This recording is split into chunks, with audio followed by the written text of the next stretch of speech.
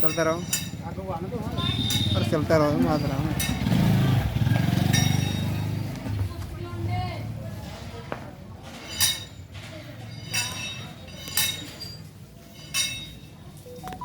Hello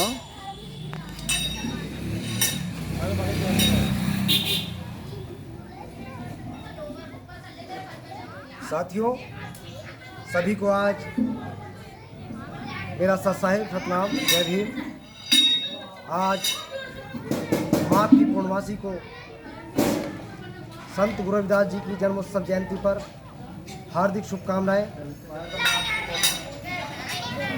साथियों, आज का जो दिन है वो इस बहुजन समाज के लिए बहुत ही गर्व का दिन है। बहुत ही एक ऐसे महान क्रांतिकारी जो हमारे संत हुए हैं, महानायक। ये आप देख रहे होंगे संत रविदास जी की ये फोटो है। जब ये यंग थी, इनकी जवानी थी इनकी, तब उस समय की ये फोटो है। साथियों, आज आप मुझे देख रहे होंगे, मैं लाल सिंह, एडवोकेट आभास महासंघ से, और आज इस महानायक की जयंती है, जन्मोत्सव है। समस्त पूरी दुनिया में जन्मोत्सव का कार्यक्रम मनाया जा रहा है, जगह जगह।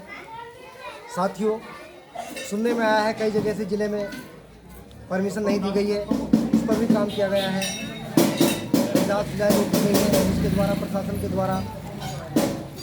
साथियों, आज का जो दिन है, आप देख रहे होंगे कि पूरे देश में आज रामचरितमानस को लेकर के बहस छिड़ी हुई है। तो रामचरितमानस की बहस में हमें नहीं जाना, हमें रामचरितमानस की बहस में नहीं जाना है। हमें अपने महानायकों के विचारों पर काम करना है।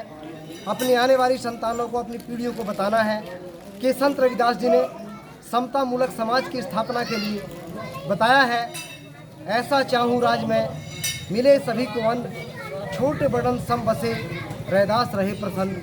साथियों, ये समता मूलक समाजवादी समाज की स्थापना का विचार है संत रविदास जी का।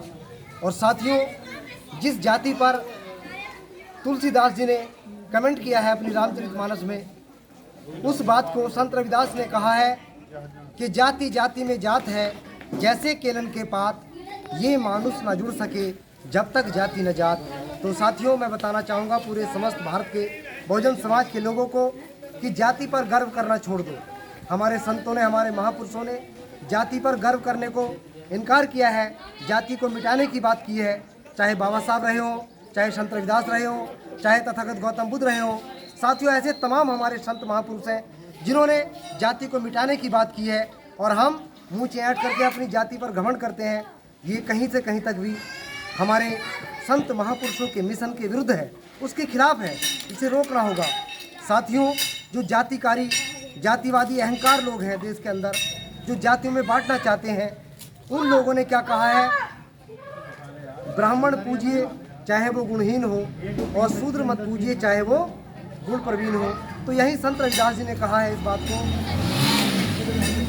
कि अगर ब्राह्मण पंडित इस देश का गुणहीन है, उसको नहीं पूजना है, और चाहे शूद्र हो, चाहे वो निम्न जाति का हो, अगर वो गुणों से प्रवीण है, गुणों से संपन्न है, तो हमें उसको पूजना है, वह पूज्य है। साथियों, आज देखिए आप, इस देश में जो बवाल मचा हुआ रामचरितमानस के ऊपर, उस बुक में तमाम संशोधन कर दिए गए, और यहाँ के ब्राह्मणों ने एक ही दिन में 65 लाख रामचरितमानस की प्रतियाँ छपवा करके पब्लिश करा दी गई हैं। उसमें संशोधन किया गया है, और संशोधन क्या किया गया है, जो पहले बुक में दर्ज था, शूद्र गवार ढोल पशु नारी, ये सब ताड़न के अधिकारी। तो साथियों, तुरंत कन्वर्ट ले ली है धर्म के ठेकेदारों ने, और इस बुक में संशोधन करा के बोला है, शूद्र गवार ढोल पशु नारी, ये सब शिक्षा के अधिकारी। तो मैं साथियों पूछना चाहता हूँ इन लोगों से कि ढोल को किस शिक्षा की आवश्यकता है। मैं समझता हूँ कि शूद्रों को शिक्षा की आवश्यकता होगी, नारी को शिक्षा की आवश्यकता होगी, लेकिन पशुओं को, ढोल को क्या शिक्षा की आवश्यकता है। ये सब मूर्खतापने की बात है। और हमारा मुद्दा क्या था, क्या मुद्दा बन गया पूरे देश के अंदर।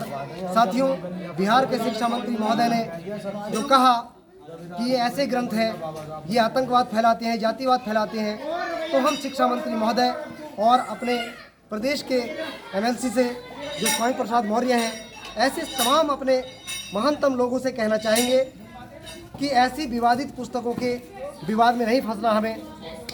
हमें बात करनी है यहाँ पर रोजगार की, समता की, समानता की, बंधुत्व की और न्याय की। और जो बाबा साहब ने हमें संविधान दिया है वही राष्ट्रीय ग्रंथ होना चाहिए, वही राष्ट्रीय ग्रंथ है और वही इस देश के सारे ग्रंथों में सर्वोपरि ग्रंथ है। हमें उसको सुरक्षित रखने की बात करनी है, क्योंकि उसी ऐसे ग्रंथ से सबको, सब जातियों को, सभी धर्मों के लोगों को समता का अधिकार मिला है, स्वतंत्रता का अधिकार मिला है, शिक्षा का अधिकार मिला है, यहाँ रोजगार और स्वास्थ्य का अधिकार मिला है। तो साथियों, मुद्दा बनना चाहिए था कि नगर पालिका के चुनाव में ओबीसी पिछड़ी जाति के लोगों को आरक्षण मिलना चाहिए। दूसरा मुद्दा बनना चाहिए था, जो मंडल कमीशन लागू हुआ, उस मंडल कमीशन पर ईमानदारी से भारत सरकार और राज्य सरकारों को काम करना चाहिए था। लेकिन साथियों, ये मुद्दा नहीं बन पाया। ये मुझे बड़े दुख के साथ कहना पड़ रहा है, मुझे बहुत हर्ट हो रहा है इस बात पे। और ऐसे माहौल में भारत के लोगों को विवादित मुद्दे में ला करके फंसा दिया गया। इनको रोकना जरूरी है, ऐसे मुद्दों को। और मैं ऐसे किताबों के, ऐसे ग्रंथों के समर्थकों से भी कहना चाहूँगा कि जो विवादित टिप्पणियाँ हैं, विवादित जो बयान हैं ऐसी बुकों में, उसको बाहर कर दिया जाए।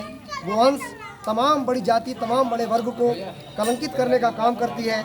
इसलिए साथियों, मैं अपनी बात को विराम देते हुए कहना चाहूँगा साथियों से, मैं ये बात कहना चाहूँगा साथियों से कि जो जगह जगह आज रविदास मंदिरों पर हवन हो रहे हैं, ये बिल्कुल गलत प्रथा है। संत रविदास ने हवनों का विरोध किया है और लास्ट वाणी में उन्होंने कहा है, इस पाखंडवाद को रोकने के लिए, सिर्फ पाखंडवाद को रोकने के लिए, जिस वाणी पर उनकी हत्या कर दी गई थी चित्तौड़गढ़ में, वो वाणी कहा है, जीवन 4 दिवस का मेला रे, बामन झूठा, वेद भी झूठा, झूठा ब्रह्म अकेला रे, मंदिर भीतर मूर्ति बैठी, बाहर पूछता चेला रे, लड्डू भोग चढ़ावती जनता, बाहर खावत चेला रे, पाप पुण्य और स्वर्ग नरक का बामन देता धेला रे, बामन देता धेला रे। और तमाम लोग ऐसे हैं जो इन चक्करों में फंसे हुए हैं। पूरा समाज आज गांव-गांव में देख रहा हूँ, तमाम हवन करेंगे और किसका, गायत्री माँ का मंत्र जाप करेंगे, वेद, जिस वेदों को संत रविदास ने मना कर दिया है और ये कहा है, वेद हमारे भेद हैं, हम वेदों के नहीं। वेद हमारे भेद हैं, हम वेदों के नहीं, और जो वेदों में नहीं वो हमारे घट माही। इसलिए संत रविदास ने कहा है, छोड़ के बामन आसंग मेरे, कहे रविदास अकेला रे। तो साथियों, मैं आज सबसे हाथ जोड़ करके समाज से अनुरोध करना चाह रहा हूँ कि संत रविदास ने जातिवाद, छुआछूत, पंथ निरपेक्ष और अन्याय, अत्याचारी, शोषणकारी व्यवस्था से जूझने का काम किया, लड़ने का काम किया, स्वतंत्र होने का काम किया है, पूरे देश को गुलामी से बाहर निकालने का काम किया है। हमें वो विचार अपने समाज के, अपने बच्चों को, अपनी पीढ़ियों को बताने हैं, न कि हलवा खा के और हवन रचा के काम खत्म कर देना है। लोग यही सोचते हैं कि हो गया मिशन रद्द हुआ। ये संत रविदास जी का मिशन नहीं है साथियों। ना संत रविदास ने अखाड़ा खेला है, ना संत रविदास ने हवन मचाया है। इसलिए मैं आप सब लोगों से हाथ जोड़ करके विनती करना चाहता हूँ कि ये सारे क्रियाकलाप बंद करके बच्चों को विचार दो, तब जाके आने वाली पीढ़ी सुधरेगी। नहीं तो 30-35 साल मैं भी देखता हुआ हो रहा हूँ, कोई इन हवन रचाने से, संत रविदास जी का ये तमाम जो अखाड़ा खेलने से कोई परिवर्तन हुआ हो समाज के अंदर, तो मुझे बता दो। कुछ नहीं होगा, कितना ही कर लो। शिक्षा से परिवर्तन होगा, विचारों से परिवर्तन होगा, और विचारों को हम लोग अगली पीढ़ी तक नहीं पहुंचा रहे। ये हम लोगों की कमी है। अगर किसी को बुरा लगा हो तो मैं क्षमा चाहूँगा साथियों। सत साहिब, जय भीम, जय। हाँ, क्लोज कर दो।